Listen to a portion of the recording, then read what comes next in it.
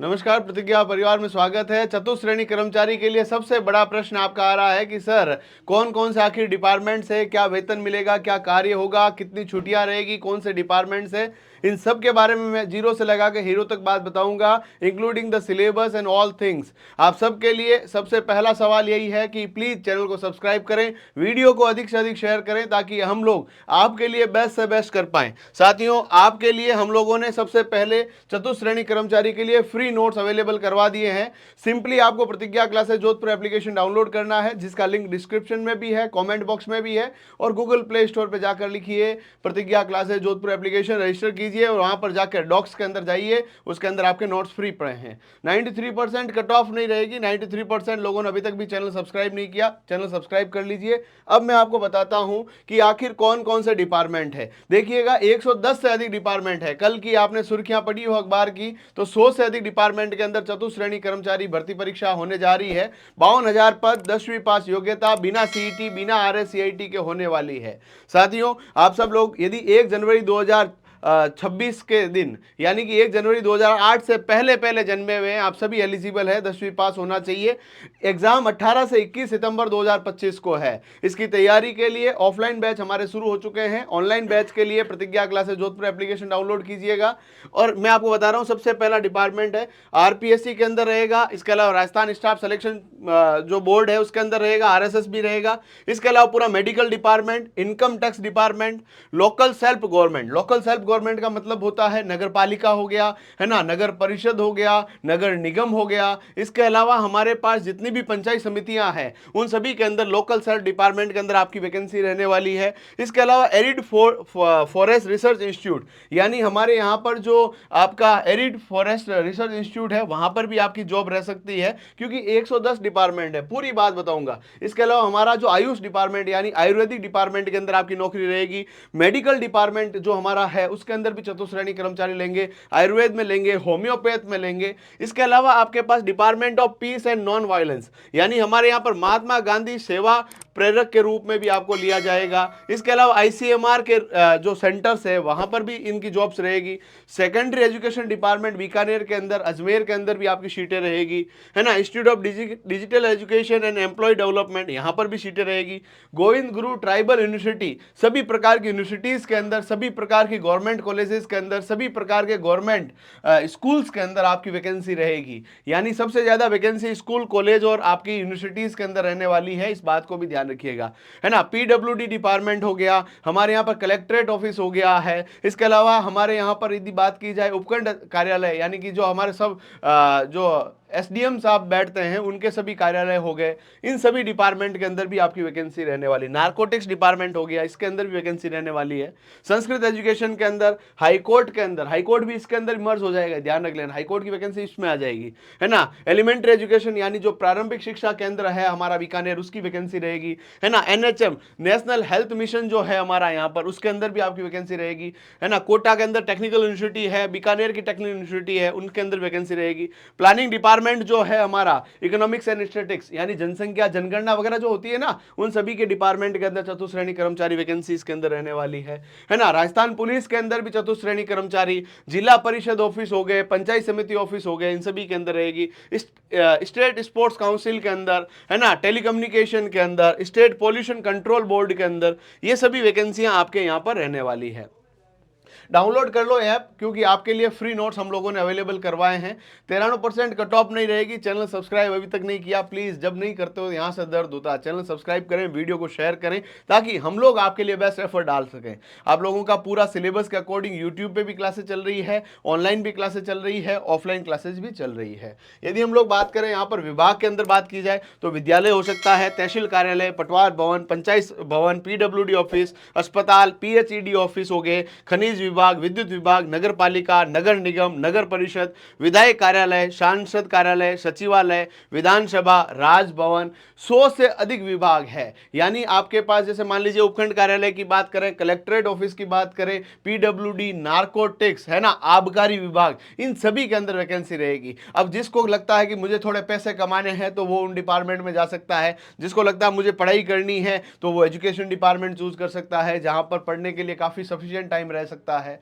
तो डिपेंड करता है कि आपको किस तरह से इस नौकरी को देख रहे हैं। प्रमोशन स्कीम के ऊपर भी मैं आऊंगा। तो यहाँ पर आपके विभाग हो गया, कार्य क्या होता है, स्कूल्स के अंदर यदि आपकी लगती है स्कूल को खोलना होता है, प्रवेश द्वार को खोलना होता है, संपूर्ण विद्यालय प्रांगण को साफ सफाई के ध्यान रखना होता है, स्टाफ और बच्चों के लिए पानी की व्यवस्थाएं, पूरे स्पोर्ट्स इक्विपमेंट्स की व्यवस्थाएं पूरा आपको करना होता है, ये काम रहेगा। इसके अलावा पौधों की साफ सफाई, स्कूल की प्रार्थना, दोपहर की छुट्टी, शाम की छुट्टी जब हो रही है उस समय घंटी बजाने के पूरे कार्य इसके पास रहेंगे। ठीक है, कार्यालय के समस्त गतिविधियों की निगरानी करनी है और जो आपके बॉस होते हैं उनके साथ में आपको बहुत अच्छे सामंजस्य बनाना है।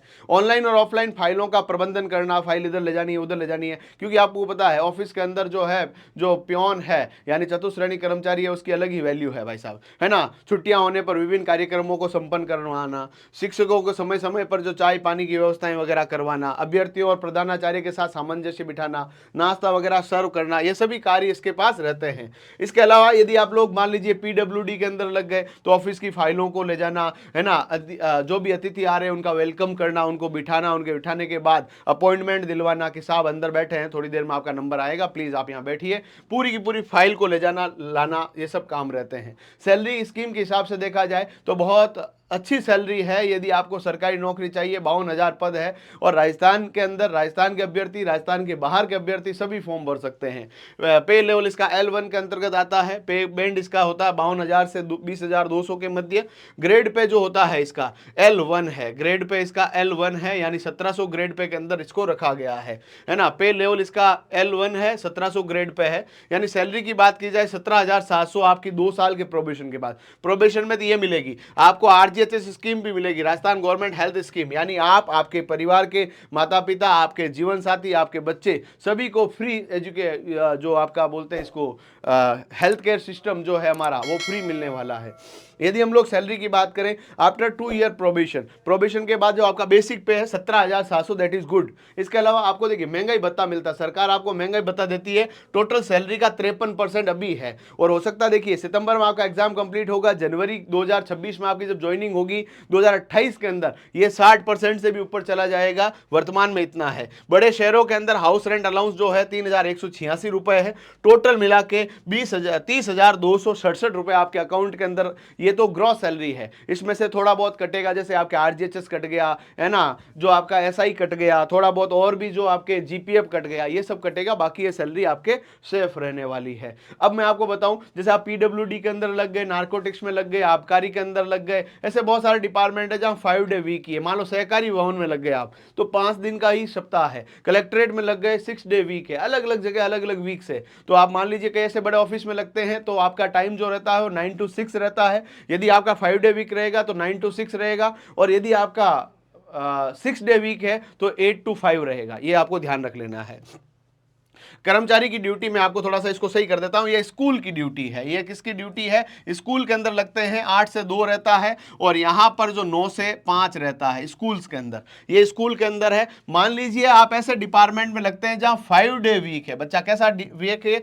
5 डे वीक है, तो आपकी ड्यूटी रहेगी 9:30 से 6 PM, लगभग इतना टाइम रहता है। अब इसमें आधा घंटा ऊपर नीचे रहता है, जैसे जनरली 9 से 6 का टाइम माना जाता है, 9:30 to 5:30 रहता है, पर इसमें जनरली इस तरह का रहता है। जहां 6 डे वीक है, जहां सैटरडे संडे की जगह करली संडे की छुट्टी है, तो 6 डे वीक इसको बोलते हैं। 6 डे वीक के अंदर जो आपका टाइम रहता है वो 10 से 5 का रहता है। कितने बजे से रहता है? 10 से 5 का रहता है। और यदि आप लोगों का 5 डे वीक रहेगा तो 9:30 to 6 PM आपका रहता है, यानी 1 घंटा रोज एक्स्ट्रा बढ़ रहा है ना, तभी तो आपको ज्यादा वो 1 दिन की छुट्टी दे रहे हैं एक्स्ट्रा। तो 5 डे वीक 6 डे वीक ध्यान रख लेना है। इसके अलावा जो भी सरकारी छुट्टियां रहती है वो छुट्टियां आपको मिलने वाली है। जिला, अपने गांव, तहसील सब के अंदर आपको नौकरी करने का अनुभव मिल जाएगा। आपके घर पे आसपास लग जाओगे, जिससे एक्स्ट्रा खर्चा आपका नहीं होगा। आप लोग अपने खर्चे को बचा पाओगे। चैनल सब्सक्राइब कर लो, फ्री नोट्स डाउनलोड कर लो। टेलीग्राम चैनल जो है प्रतिज्ञा क्लासेस जोधपुर के नाम से है, कमेंट बॉक्स में डाल रखा है। फिर भी आपके प्रश्न हो जाए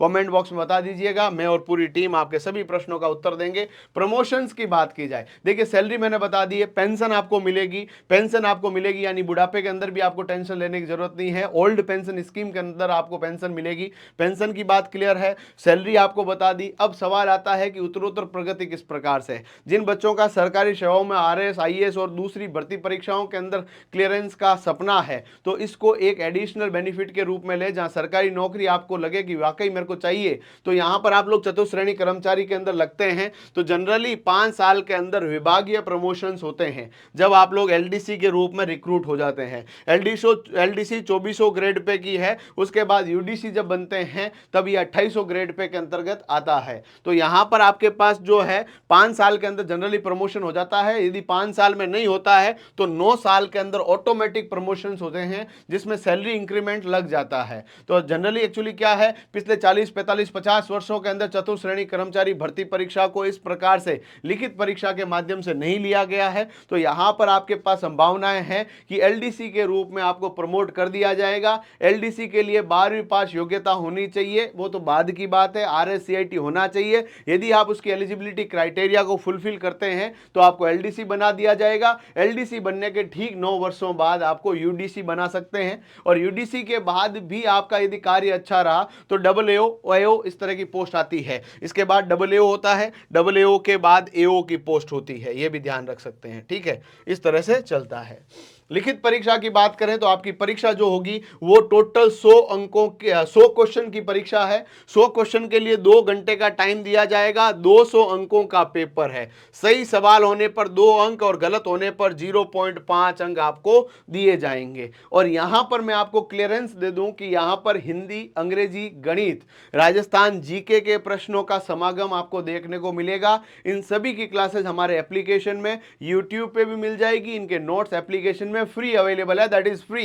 फ्री का मतलब फ्री होता है, ये ध्यान रख लीजिएगा। ठीक है, ये टेस्ट होता है, इसका टेस्ट के लिए भी टेस्ट सीरीज भी हमारे एप्लीकेशन में मिल जाएगी। तो ये सिलेबस आपके पास रहने वाला है। एग्जाम 18 से 21 सितंबर 2025 को होना ही होना है, इसीलिए आप लोग ध्यान रख लीजिएगा। 18 से 21 सितंबर 2025 को एग्जाम है। पेंशन, ड्यूटी, कार्य, छुट्टियां आपके पास सरकारी जो 40-45 छुट्टियां वो रहती है।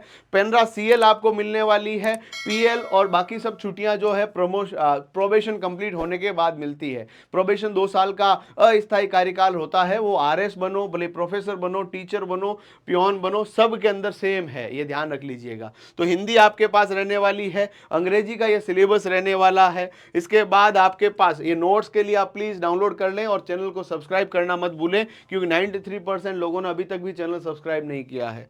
यदि हम लोग बात करें, राजस्थान का भूगोल, इतिहास और कला संस्कृति के सवाल रहेंगे, जो कि राजस्थान की कला संस्कृति के ज्यादा वेटेज के साथ पूछे जाएंगे। ये पूरा सिलेबस आपके पास रहने वाला है। और ज्यादा से ज्यादा यदि बात की जाए तो गणित के अंदर भी काफी सारे चैप्टर्स आपके एग्जाम के अंदर ये देखने को मिलेंगे। एक डिटेल्ड मैंने वीडियो अलग से बनाया सिलेबस का, वो भी मैं आपके साथ शेयर कर दूंगा। इसी यूट्यूब चैनल पे सिलेबस का अलग से एक वीडियो है पाठ्यक्रम के नाम से। और बढ़िया तरीके से तैयारी करते रहें। डिपार्टमेंट 100 से अधिक है, उन डिपार्टमेंट में जो सीटों की संख्या है, अगले 10-12 दिनों के अंदर आपका नोटिफिकेशन जो है, अभ्यर्थना जो है आरएसएसबी के पास जाएगी। उसके बाद आरएसएसबी जनवरी के पहले सप्ताह के अंदर इसका नोटिफिकेशन जारी कर देगा। इसीलिए टाइम रहते अपनी तैयारी में लग जाइए। फिर भी कोई डाउट हो कमेंट बॉक्स में बताइएगा। वीडियो को शेयर कीजिएगा, लाइक कीजिएगा, चैनल को सब्सक्राइब कीजिएगा। धन्यवाद।